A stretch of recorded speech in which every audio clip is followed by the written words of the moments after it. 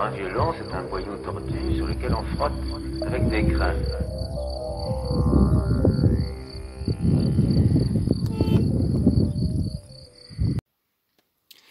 Et bonjour tout le monde. Ceci va être une petite vidéo réactionnaire parce que c'est une année particulière et en regardant, faisant mes devoirs sur les réseaux sociaux pour copier-coller sans cesse les liens sur comment gérer des limaces, etc. Je m'arrache les cheveux en fait. Il faut pas être con en fait des gens, si on est honnête. On a passé des 5 glaces, 11, 12, 13, quelque chose comme ça. Mais regardez le ciel, regardez dehors. C'est pas parce qu'on a dit on a passé des 5 glaces, il va plus geler, qu'il faut tout mettre dehors tout de suite. Il y a des gens sans cesse en train de poster j'ai repiqué mes tomates avec le faute d'autographe en mettant repiqué à l'infinitive en plus. Et si c'est un roast beef qui vous dit ça, c'est grave. Les gens repiqué, c'est avec une et avec un accent aigu. J'ai repiqué mes tomates et ils font la gueule. Bien sûr ils font la gueule. Il pleut et il fait froid. Voilà, regarde ma pépinière. Ok, des petits marrons, des concombres, les melons. Les melons, ils vont même pas aller dehors. Regarde comment ils sont petites là. Encore des concombres. Des céleris, c'est autre chose. Encore des courgettes, des petits marrons. On va en haut. Ok, les aubergines, les poivrons, encore des céleris. Ok, ici il y a un problème. Ok, c'est ce que j'appelle le sécheresse quotidien. Ces pieds de tomates sont bien grandes, elles en peuvent plus d'être dans le godet, et il y a plein de racines. Ok, au pire, vous prenez un pot plus grand et vous le repiquez avec 2 cm de terreau autour. Ou on va aller dehors dans 2 minutes, je vais vous montrer ce que j'ai fait. Je les ai mis dehors pour les acclimatiser. Mais si, non seulement on les met dehors, mais aussi on les repique, et normalement on les repique jusque là, donc ils vont être dans une terre qui est froide par rapport à le bichonnage qui est la serre bioclimatique. Forcément ils vont faire le gueule. La tomate est sensible au froid et à l'humidité, elle chope des maladies. Mais c'est normal que le pied de tomate fait le gueule. Celui-là, elle fait le gueule aussi. Pourquoi? Sécheresse quotidien. Regarde. Ok. Celles-ci, elles sont plus petites.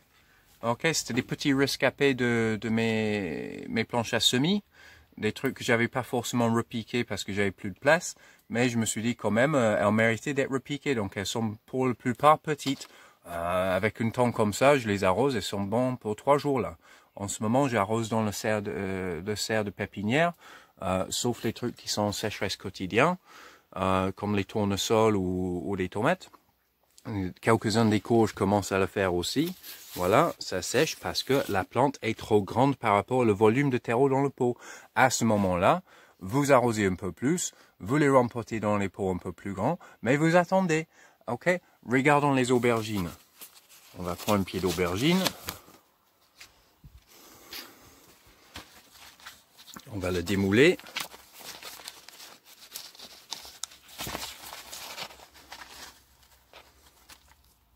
Ok, elle n'est pas tout à fait claustrophobe dans son pot. Ok, l'aubergine, elle est en croissance à partir de 18 degrés. Dehors, il fait 4, 7 le matin et 11, 12 l'après-midi et il pleut, il n'y a pas de soleil, il n'y a pas de lumière. Ça sert à rien de mettre des aubergines et des poivrons dehors. Ils vont juste se fatiguer. Quand ils se fatiguent, qui c'est qui vient les manger? Des limaces. C'est pas la peine. La nature, l'écosystème que vous avez créé va dégommer vos plantes d'une manière ou une autre parce que c'est un choc climatique. Ok, attendez un peu qu'il fait beau. Là, il pleut. C'est pas la peine. Vous allez juste perdre tout le travail de pépiniériste que vous avez fait. Ok, ici dehors, comme mes pieds de tomates, ils étaient trop grands pour être dans la serre et ils étaient en sécheresse quotidien, je les ai sortis de la serre. Donc ils sont dehors, il fait froid, mais ils n'ont pas été repiqués, ils n'ont pas été perturbés. Ils vont très bien. Et il n'y a pas de sécheresse quotidien parce qu'il pleut tous les jours. Ici, c'est l'emplacement pour ma serre à ratatouille. Ok, donc comme j'ai pas eu le temps de monter le serre, j'ai quand même préparé le sol, j'ai tout mulché, j'ai tout terré, j'ai mis du compost et j'ai préparé, j'ai mis même quelques pieds de tomates pour qu'ils se démarrent. Ok, c'était presque une erreur, mais ils font pas trop le gueule. Mais on voit, il y a des feuilles. Ok, ça c'est des feuilles qui sont un peu cramées parce qu'il pleut et après le soleil il sort. Ok, mais c'est vrai que ça pourrait être mieux quand même. Hein. Mais bon, je l'ai fait sur une vingtaine de pieds. Sur une année où je vais planter 180 pieds peut-être. Ok, c'est juste pour essayer d'avoir quelques pieds qui sont démarrés à l'avance. Mais arrêtez des gens de poster des photos de vos pieds de tomates qui font le gueule sur Facebook en demandant aux gens du conseil. Le conseil, c'est ne pas les mettre dehors, gardez-les au chaud, ou ne pas les repiquer dans n'importe quelle condition juste parce que c'est des sandglaces. Ok, regardez ici, là on a une ligne d'une douzaine de mètres de 1000 pas. Ok, donc ça c'est maïs qui est semé. J'attends que le maïs soit sorti pour mettre des haricots et après j'ai mis les petits marrons. Ok, si on regarde de près les petits marrons, elles font la gueule et c'est normal, je les ai mis dehors trop tôt. Ok, regardez les feuilles.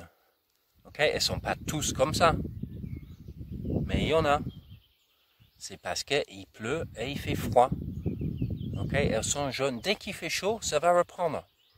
Ok, mais c'est peut-être plus facile de les garder en vie dans la serre ou sur une table à l'abri des limaces que d'aller venir les mettre en pleine terre avec du mulch partout, avec de l'herbe longue qu'on n'arrive pas à tondre parce qu'il pleut tous les jours et l'herbe ne sèche jamais assez pour pouvoir passer la tondeuse. C'est juste un terrain à limaces, c'est un terrain à maladie. Ok? C'est comme si vous êtes hyper fatigué et vous êtes en burn-out et vous essayez de faire un marathon dans la neige, quoi. Juste, c'est con, il faut pas le faire. Alors, évidemment, on va devoir mettre les tomates dehors à un moment donné. Le charge de travail pour ceux qui jardinent beaucoup comme moi, qui font un petit peu de production pour la vente, bah, ça fait que vraiment, on espère la première semaine de juin avoir tout repiqué dehors parce que c'est la période où il y a le solstice, où il y a le plus de lumière possible, que les plantes vont profiter. Donc, un petit effort supplémentaire. Je vais vous expliquer comment je repique de façon générale mes tomates et les petites précautions que je mets en plus là. Donc ma bande de terre, elle est couverte de mauvaises herbes et de tuteurs. Ok, donc j'ai tout aéré, tout arraché. C'était semblable à ça. Hein. Ça c'est mon engrais vert. Un joli mélange de tout ce qui pousse. Ici notamment c'était des boutons d'or, des rumex. Et des plantes de l'année dernière, quelques choucals, etc. Avec la pluie, même en arrachant et en posant par terre toutes ces mauvaises herbes, bah, tout est encore en vie. Il n'y a pas grand-chose qui a crevé. Donc il faut remuer le tout pour empêcher que ça se réenracine. Donc là, je suis en train de vider. Donc ici, j'ai raclé cet endroit ici. J'ai creusé 2 trous. Dans les trous, j'ai mis de l'ortie broyée, donc ça c'est passage de l'ortie dans de la tondeuse dans les orties. Ok, un pied de tomate, ok, bien grand, dans le trou, en billet. Ok, et après un peu de compost de 18 jours. Voilà le compost de 18 jours dans la brouette juste à côté d'où je suis. Ok, donc là le pied de tomate est vraiment poussé contre le bord du trou pour que tout le monde le sait maintenant, je pense. Toutes ces petites tiges, toutes ces petites poils sur les tiges vont devenir des racines. Donc la plante est bien profond. Et après, je vais mettre une couche de broyat. Ok, on le voit là. Ok, et je vais décaler ma mulch de mauvaises herbes engrais vert ici et le mettre par-dessus le broyat. Donc ça va juste le retourner un peu comme là. Ok, en attendant les jours ensoleillés, ça va cuire, ça va sécher. Et il va sûrement falloir que je revienne pour déterrer un peu ceux qui ont lancé quelques racines à travers le broyat pour survivre. Mais en gros, ça va me faire une couche azotée verte facilement digérable par le vide du sol qui est par-dessous une couche qui est un peu plus costaud.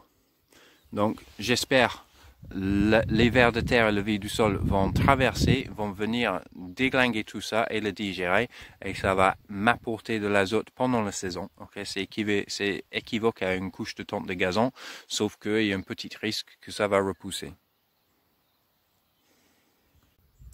Et donc, comme tout ça, en faisant ça, soit il faut que je le fais hyper soigneusement, soit il faut que je mette une cloche sur chaque pied de tomate. Donc j'ai ma collection de vieilles bouteilles de 5 litres qui ont le cul coupé et le bouchon enlevé pour que ça ventile. Et on va vraiment tout mettre dedans. Ok, et ça va faire un petit peu multifonction. On va prendre un peu de terre ici pour le caler. Et après, on va pouvoir égaliser la terre qu'on a sortie des trous, mettre la couche de broyat, mettre la couche de mauvaises herbes arrachées qui fait notre mulch azoté. Et voilà, après mettre des piquets. Et je vais juste laisser ces bouteilles quelques jours. Ok. L'idée de surveiller que ça ne fait pas une nid à mildiou là-dedans. Ok. Si c'est trop humide et trop chaud, ça risque d'être contre-productif. Mais à cette saison, vraiment une grosse inondation de mildiou à cette saison, c'est peu probable. C'est beaucoup plus tard normalement quand il fait plus chaud. Et une fois qu'il fait chaud, je vais enlever les bouteilles, tout sera tassé, tout sera mis en place et le tomate aura la place pour pousser et monter des tuteurs. Voilà. Donc c'est pas super compliqué, il faut juste réfléchir un peu. Et s'il vous plaît, arrêtez de mettre des photos de vos pieds de tomates malades ou des photos de où il y avait vos pieds de courge. Ok, arrêtez de les mettre dehors tout de suite, attendez un peu. Et si vous les mettez dehors, vous prenez un peu de précaution. Si vous voulez savoir ce qu'il faut faire avec des limaces, regardez les vidéos. Il y a 2 vidéos dans la série Covid-19 de l'année dernière où c'est salade, radis et limaces. Vous regardez là-dessus et vous allez trouver tout ce qu'il vous faut pour pouvoir gérer les limaces. Voilà. Merci d'avoir regardé cette vidéo. Si vous avez bien aimé, merci de le partager, de liker, de le distribuer partout où vous pouvez. Et à bientôt avec une prochaine vidéo. Belle journée.